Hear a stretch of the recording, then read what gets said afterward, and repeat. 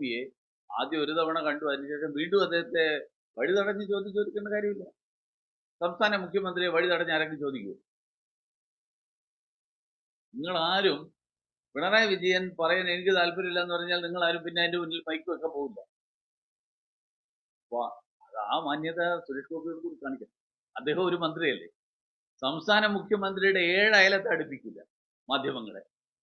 അദ്ദേഹം 4 മണിയായി ഞാൻ കഴിഞ്ഞു എന്ന് പറഞ്ഞ് എഴുന്നേൽക്കുമ്പോൾ അങ്ങനെയല്ല, ഈ ചോദ്യത്തിനും കൂടി മറുപടി പറയണം എന്ന് പറഞ്ഞിട്ട് നിങ്ങൾ ആരെങ്കിലും ചോദിക്കാറുണ്ട്?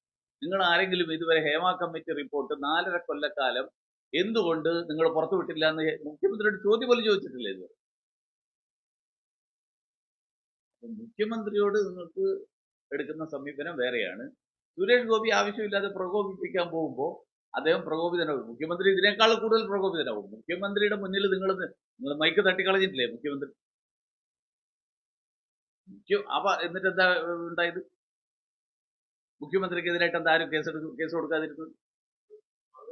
അതുകൊണ്ട് ഈ പെരുമാറ്റം എല്ലാവരോടും ഒരേപോലെ മാധ്യമപ്രവർത്തകരും പെരുമാറണം.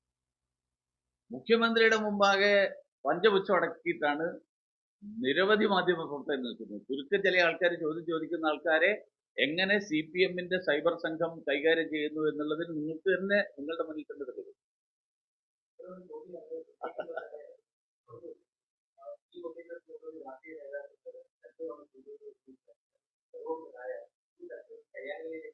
ഇങ്ങനെ താരതമ്യം ചെയ്യാൻ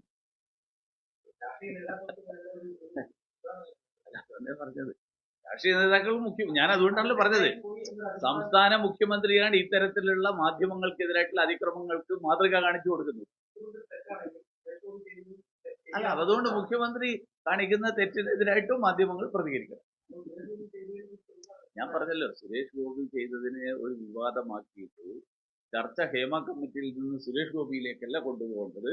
ഇപ്പൊ ചർച്ച നടക്കേണ്ടത് ഹേമ കമ്മിറ്റി. നോക്കാം.